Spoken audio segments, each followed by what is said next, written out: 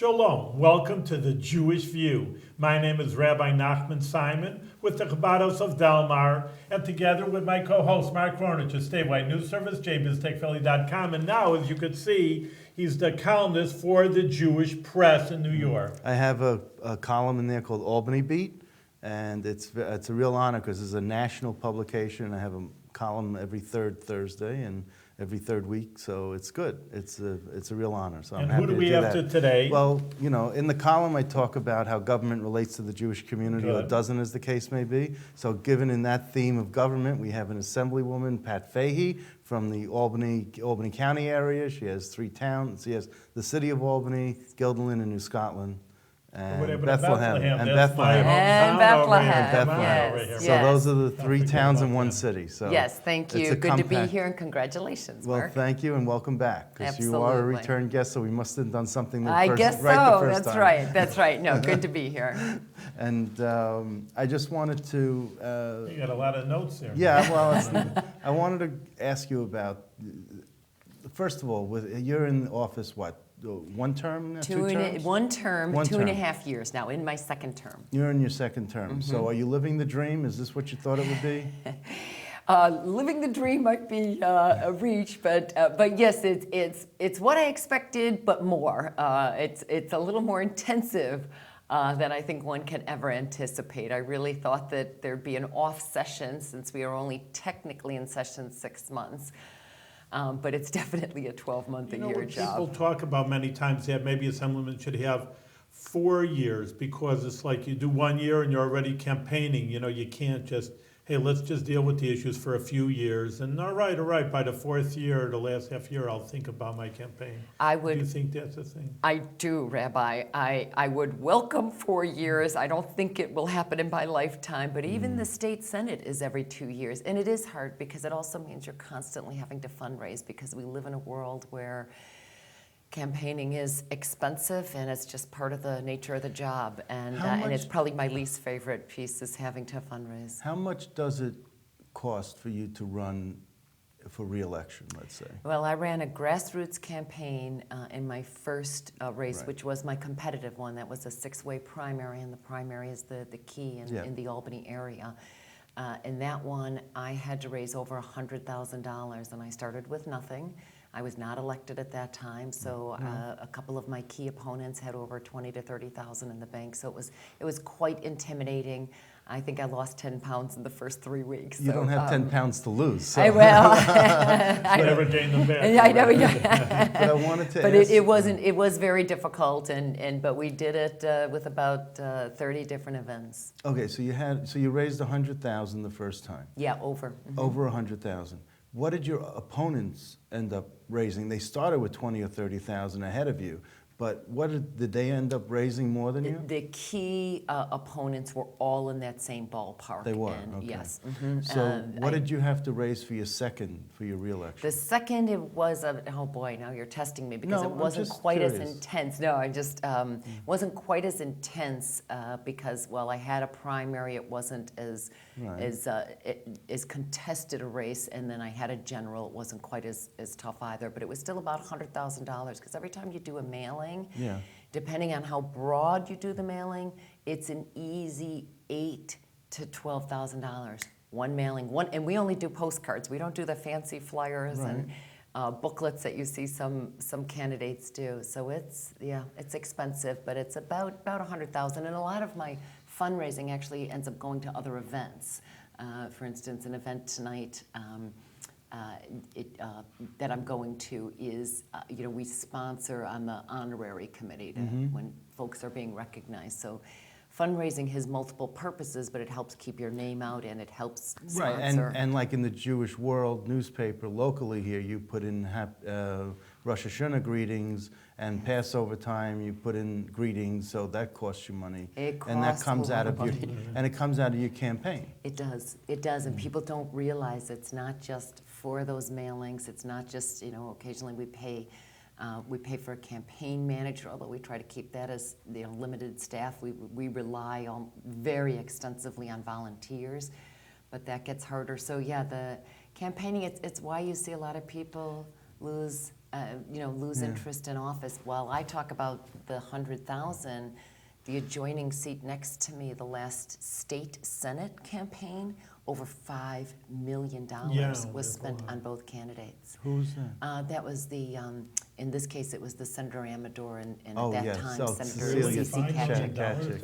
And that's my adjoining, that's Well- 2 of my towns, so I adjoin with that. So every time I feel sorry for myself, I remind myself that, Could okay, bless I'm not more. in the millions. Yeah, but so. the district goes from Schenectady down to Ulster County, and it's it takes in a lot of area. Yeah, It's a difficult. Totally Money to different. raise. It's for a state Senate seat, I agree. But $100,000. Now, if you were to have $150,000 in the bank on a regular basis in your campaign account, that would scare off any potential opponent.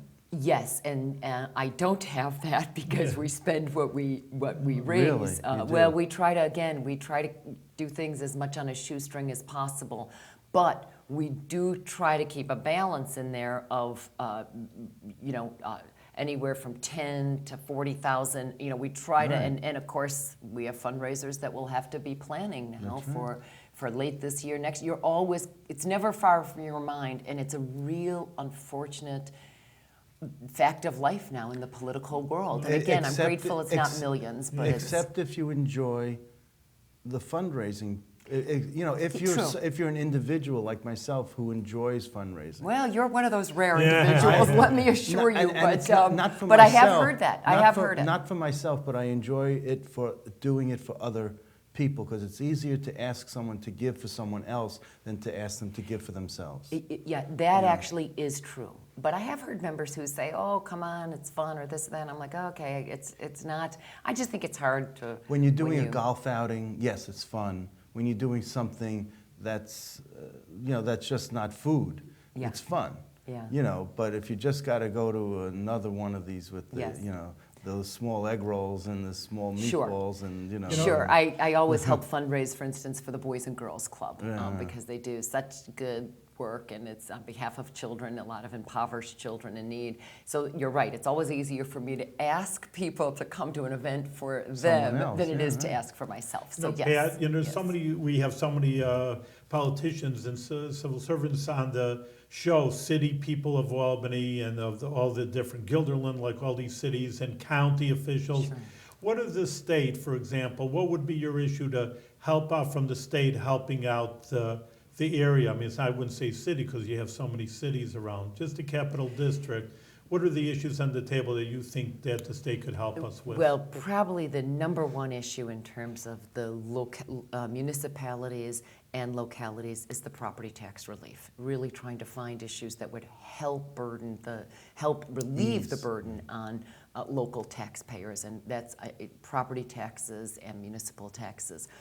So one of probably the most significant bill that I was able to introduce and pass this past session was a streetlights ownership bill that would allow, it would require the public utilities to work with municipalities such that they can own their streetlights. And to my complete surprise, NYSERDA, which is the state's energy department. Energy Research and Development Very Authority. good, New York State Energy and Research Development Authority.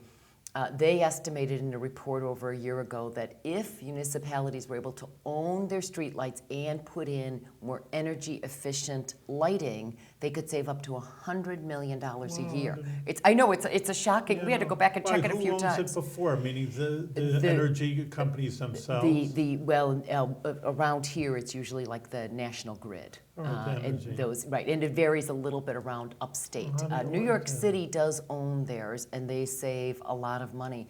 Here in Albany, in the city, they estimate that they could save in the low millions, Well, 2 to how do you 4 like million. that? I know you So- never even think about it. And think about what that would, one, it would save the localities, but then it would also save, that is passed on, it relieves the burden on the property taxpayer. So it's things like that that I try to do. I've been an advocate of trying to push for some education funding to make sure that we minimize the burden on property taxes there, and we've been pretty successful there. I'm also advocating what is called an Indigent Legal Services Fund for upstate New York, because right now the vast majority of upstate New York the county pays for legal representation Legal when somebody aid, that's what legal aid. yeah, well, actually, when you have a court-appointed attorney, if you were arrested and couldn't afford an attorney. So we're trying to get the state to Right pick now, up the those county costs. pays for that. Right now, it's a huge burden on the counties. So I have a bill on that the state would pick up that. Well, So it's those we had the kinds of- attorney, we had the public defender on Ah. the show, Jewish guy. But anyway, we had him on the show, yes. Okay, And- I'm not going to think of the name, No, but I'm- they're very. We're all drawing a blank. And I'm he likes drawing it- a blank and on he it likes too, it that the way. local- Milstein, Jim Milstein. Okay. Okay. Okay. Well, Larry Rosen, Yes, who was the a judge. former judge here, Right. he's actually worked with me. He's now doing work for the Albany County, and it was him that came up with the proposal. Okay. So it came from a form, and yes, the defense attorneys have really appreciated this because they know there's unequal representation Okay. around the counties. So I got to ask you about these committees that you're on. Sure. Because you're on the Environmental Conservation Committee, but you chair a subcommittee on the oversight of the Department of Environmental Conservation. Yes, that So was. why do you, if you have the committee, why do you need an oversight and have a subcommittee to do oversight? Isn't that what the regular committee does? We have a lot of committees in the Yes. Assembly, and I think it's a subset, first of all. In other words, Right. I wouldn't have that subcommittee if I weren't on the committee. So Right. it doesn't come with, believe me, there's no budget and there's no staff, so it's all subsumed. There's no Lulu. No, No I have no stipend. Lulus, I have no stipends, and I don't, by the way, I also Yeah. don't get any transportation or any. It's just a title. It's just an Yeah, ad. yeah, oh, it's the an ad- title, it's- and we will. And titles don't cost anything. The So. titles don't cost anything, but we will have a hearing. The environmental issues are very important. I mean, we can't look at some of the climate issues and not. So I Before will your- have a hearing. Before your time, I remember that the commissioners of all the departments used to come to all these committees at least once during the legislative session. Sure. And I don't see that happening now. They used to be listed on the, the committee agendas that come out every week. Yeah. And I don't see that happening. Martens, the Environmental Conservation? He would come every year. He Just comes every once, year? Yeah, usually once a year. Once the governor has released his budget, they Budget, will yeah. come up. In fact, that was one of the first hearings I attended when I was Okay, appointed but now to the he's committee. gone. What do you think of this new guy who's acting? I don't know him well. I've only met him a couple of times. I Mark think he was just Gertzman. at Five Rivers, wasn't he? And I was there as well, actually, Okay. for a wonderful announcement on What's his civilian name? conservation. Mark Gertzman. Yeah, that's right. And he's been there as a deputy, Yeah. so he knows the issues. Is well briefed, so it's not somebody coming from the outside who's got to learn on the job. Very well regarded, and I've told him I look forward to working with him. One of the big issues here in Albany and in Bethlehem, but really throughout upstate, are the oil train issues and the safety concerns. I want to get to that in a minute. Sure. Because I'm wild about oil trains, and I just wanted to ask you, tell us about the Five Rivers event and what that was about, because the lieutenant governor was involved in that. Yes. Well, a number of us were at the Yeah, announcement. it was on and Rosh Hashanah, so of course we couldn't go. So I need for you to catch up. I was told they misjudged that, and I just showed up, but I know. I think they felt a little bad about the scheduling there. I heard more than yes. I received a few apologies for it. But anyway, so it was to announce the governor's Excelsior Conservation Corps, based on the Civilian Conservation Corps from the 1930s, the CCC that helped rebuild our national and state parks Right. and employed hundreds of thousands, in that case, men. This one, of course, in Of course. 2015, it would be open to men and women, but at that time it was men that It were was an employed. FDR And initiative. It was what is considered a very successful FDR initiative. Right. So this is based on that with an environmental focus for 50 youth, 19 through 25, and they do a 10-month fellowship or internship, if you will, as a part of this corps with a small stipend, and would then be able to get some college grant if successfully completed. This will be working at the Five Rivers, though? That would be one of the sites, but they would primarily be based at SUNY Morrisville, and then going around to a number of the state parks and learning while assisting the parks. So it's a wonderful career builder for the youth, and I think it will have some real appeal to to young people who are looking for that gap year. SUNY So- Morrisville is east of Syracuse and west of Utica, so it's in Madison County. So just wanted to let everyone know. Thank you, very good. You did that better than I could have. I know it's somewhere in the Mark should center of be the the- state. I'm the geography That's good major. geography. Geography yes. knows every city So- in New York Yes, State. but that was the announcement. It was Okay. held at Five Rivers. Okay, great, thanks. Now, let's talk about oil trains because that's also an environmental issue. Yes. My thing is about these oil trains is that if you just build a nice, like what we have, equivalent of a noise barrier that we have on the throughway, and you build a wall on either side, and you make, places where you can get into the tunnel or or through the wall and all that, it would contain the fire. These would be fireproof walls, and then the train would go through the walls, and then if it happened to derail, it wouldn't go very far because it would hit the wall. And if it caught on fire, it wouldn't go very far because you would contain it within the wall. So, and then you wouldn't have the unsightliness of these oil trains, black, big, black oval thing, So Yes, I think that, that might be the solution, and the federal government could be tasked on paying for it because they own the tracks, they own the housing that's adjacent to it, like the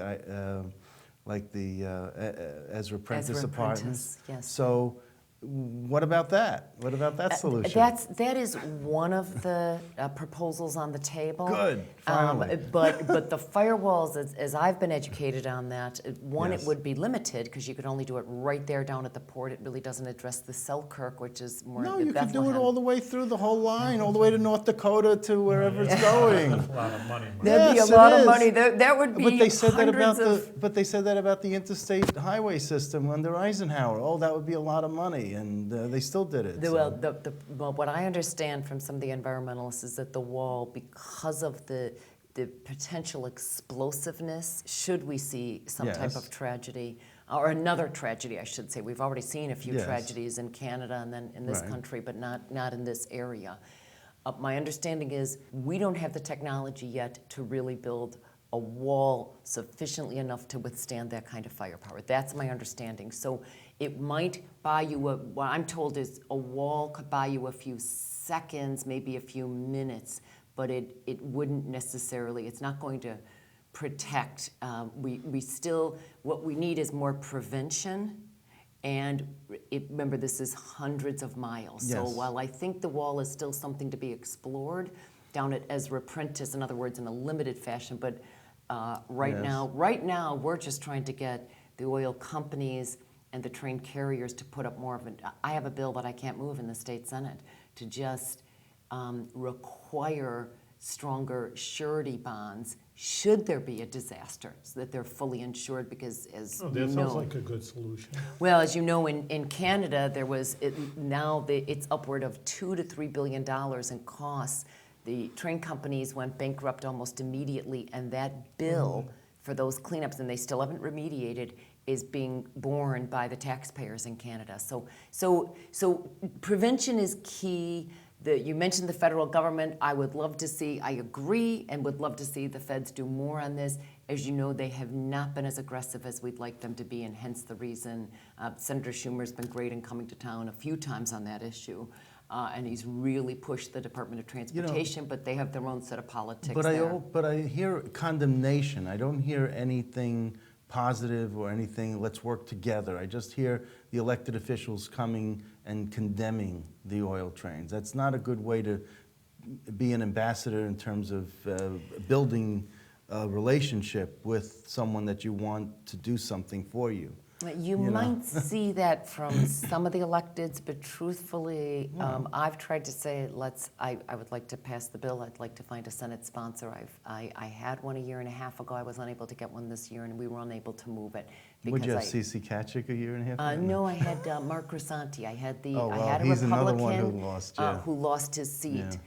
So there is a hesitancy. It's not as bipartisan an issue, but I'm not one who wants to. I want to work with the rail companies and with the rail cars, because I don't think you can stop the trains. We just want to do everything we can to make We sure shouldn't that stop every the trains. preventative. We're I a agree. free country. We're Right. free, you know. Well, but people- we want to make sure that we are prepared Okay. and that we have the preparedness. And we have put more money in there for Okay. preparedness. So now I want to ask you, Sure. higher education. You are on that committee. Yes. Mhm. What's the latest with higher education in the SUNY system, and what do you? I think that the SUNY funding is always a big issue there because SUNY, while it is one of the crown jewels of our higher education system here in New York, and it is considered one of the strongest state university systems in the country, funding is always an issue, especially as they try to keep up with some private, better endowed, financially endowed private institutions. So funding is an issue. It's very expensive. Another issue for me is I'm very interested in making sure that more of our students have internships and opportunities. Years ago, under Governor Spitzer, I served on the First Lady's, Silda Spitzer's I Live New York Task Force, and there was a lot of good research that was done there. At that time, I was with the New York Department of Labor, and we did a lot of number crunching, and we are what is called a net exporter Yep. of our educated youth. So in other words, we spend millions of dollars on higher education in this state, but we are a net exporter. So in other words, we lose more graduates than we gain, and we want to reverse that. So it's not just what we do in higher education, it's also making sure that the internships and job opportunities are for those graduates so that we hang on to that brain So power. let me ask you about why aren't you on the labor committee? I've been asked that question before. Not Part by of it is me, though. because not by you. Part of it is I wanted to. When I was first of all, you have to request the committees, and You didn't you're request? asked to request 10 or 12, and then the speaker at that time, Speaker Silver, makes the decisions on what members go on what committees. So. But on the labor one, I didn't push for that committee just because those were some issues that I already knew. I was coming out of the New York Department of Right. Labor, and I wanted to kind of stretch my knowledge. While I think I live a conservationist life and am very respectful of the environment, for example. I was not on it's not an issue I've done by trade. So I asked for the environmental committee and appreciated that I got it. I asked for the energy committee. I didn't get it. Right. But I also But the asked for one of the education committees. I got higher ed. So I tried to make sure that I was spreading Right. the banks committee I got. I didn't actually ask for that, but I thought, okay. The banks that's you didn't important. ask for, right? Banks are banks are tied to jobs, so I thought, okay, that's a good private sector one. Tourism, I think, is incredibly important to upstate New York. It's tourism, parks, and sports, and Right. that was one I thought was a good one as well. Okay, so because let it's- me ask you about this, because arts is included in that committee name also. It's Tourism, Parks, Arts, and Sports A long Development. STEM, which is Science, Technology, Engineering, and Math. That's right. Should it be STEAM? And should should arts be added to that? I actually haven't heard it called STEAM before, but I think that's interesting, and Here I I've am. actually. That's Mark's innovation. That's Right. Mark's He innovation, copyrighted okay. that idea. Well, I think the arts, I think one of the reasons that we see the push on STEM is the fact that we are losing ground internationally with not creating and with not educating enough people in the sciences, Yes, but engineering, but and as math. you know, with everything with the arts is science, is technology, it's math, it's engineering to put up these sculptures and artwork, and I mean, It's become more and more technical. No argument there, and they're all interrelated. I have a son who was studying engineering, now he's studying filmmaking, and so I've learned from even in my own home how Right. to appreciate that you can have a math science brain and still have that creative side. I tell him all the time it's a great intersection to have that, and I'm not opposed to it because I think the arts are one of the significant thing about the arts is that it really drives local Yes. economic development. It does, yes. And in fact, your artist community is sometimes can be the real transformative ingredient in turning around neighborhoods or in spurring local Okay. economic development. All right. So I'll remember, Okay. STEAM. And I wanted to, and you're also on the Children and Families Committee. I don't want to miss that. Absolutely. But I do want to bring up one bill that you did, I don't know where it went, but relates to the reacquisition of abandoned cemetery plots. Yes. What's that all about? And when, I thought in Eastern Europe they were abandoned, but I didn't think in New York State they were abandoned. My understanding is there are some very old cemeteries, particularly Catholic and Jewish ones, actually. And this, and with the abandonment, there was an interest in trying to revitalize some of those cemeteries such that they could make sure they're maintained and With state funds, or? but not with state funds. So Why that not? right now there's some I think it is just allowing them some flexibility in how they're maintained and in how adjoining plots are sold, is my understanding. And where did this So, bill go in the session? Did it go anywhere? Or did it go in the dead file? It's in the dead file right See, no now. pun But we intended. do have, yes, no pun intended. But we do have bipartisan support on it, and I'm hoping again for next year. Now, we do have the But Bureau we of wanna- Cemeteries within the Department of State. Yeah, and So- that one, there were some questions that came up about it because of a respect issue. We want to make sure that it's handled right in terms of not reselling plots that, you know, may have claim from 100 years ago, Right. and be respectful of the families. So that one, while we have support, I think it just ran into a number of questions, and I'm not writing it off. We'll revive it again. So, you know, Mark, it's interesting because usually you think that Jewish cemeteries, Jewish people take care of their dead people, and the cemeteries have great respect. And my son, Rav Zalman, who works with me, he chanced upon, you know, going out with the family, and, you know, it's like just a field, and he saw that it was from Beth Emeth, you know, Reformed, one of the biggest Reformed temples really in the whole Capital District. And it was just in disarray, you know, weeds, and Well, this is a shame, he said, you know, this is terrible, a Jewish cemetery should, you know, so there are, you know, Well, I you looked wouldn't in- think about yeah, it. And I Yeah. looked into that, and I It's called Beth expensive. Emeth, and I asked them about it, because now they have a more modern cemetery in Loudonville. So this one that's in Bethlehem, it's off of River Road. They have a problem with water and with the stream or some sort of thing going through the cemetery that takes for a lot of money to clean up Yeah. and to repair, and you're not getting anything. You're not getting any new revenue. Revenue Again, from it, yes. no puns here, There's no, right? you know, there's no real reason, because the cemetery that's in Bethlehem for Beth Emeth is really it's from a generation that Right. doesn't And so you exist don't have the anymore, and you families. don't have the families That's the issue. around anymore, and you know, it's such a shame. But I did look into it, and I do have some pictures, and if you want, I can So talk really, to you it's a more real about issue, it. Mark. Well, It's yeah. an issue. No, so it's an It's issue. an issue even locally. And yeah, but we've still, again, I think there were some questions. We want to be respectful, because this is not about respect. This is about making sure there's some funding and that they are able to pay for the upkeep. All right, now Lieutenant Colonel Todd Clark. Why do you want to name a highway, and what highway do you want to name for him? That's Lieutenant Colonel Todd Clark. During my first year, was a Guilderland resident on his fifth tour of duty in Afghanistan and Iraq when he was killed. And so that is a Which respect highway? issue.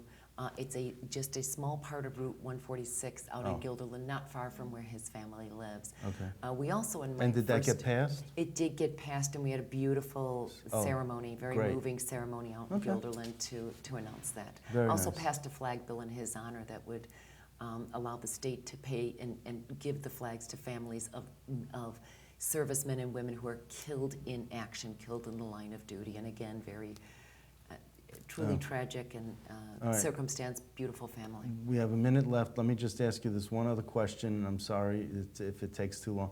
It provides information on where to seek help regarding sexual trauma in the military. Now, I know Kirsten Gillibrand is very big on this issue. Yes. So are you working with her office on Oh, this? or- I have even in my old office with that, and she deserves a lot of credit for what she's tried to do. The bill I have is just an informative one to make sure that the correct. Some of this is awareness raising, as you know, with some of the tragedies, if you will, that we've seen in the military or abuse circumstances. So some of it is awareness raising and information and making sure that the resources are there for those who may have been abused or may have run into assault cases. So I hope I summed that up in less than 1 minute. Yes. But that's it doesn't go as far as what Senator Gillibrand is trying to do, but this is our way at the state level of trying to make sure we're doing our part, even though it is more of a national And that issue. bill got passed and signed into law? Yes, that bill, yeah. I don't Great. think it's not signed yet, though. Okay. Well, Waiting on a few bills to we'll get keep signed. living the dream. Yes, Okay. yes, Keep All right, yes. living the dream. Assemblywoman Pat Fahy, thank you very much for being a repeat performer for the Yes. Jewish View, but we're expecting even bigger and better things from you because you're doing a very good job in the Assembly, and keep on going and with success and with good health. Much Thank success. you. Yes. Thank you so much for the interest in these issues.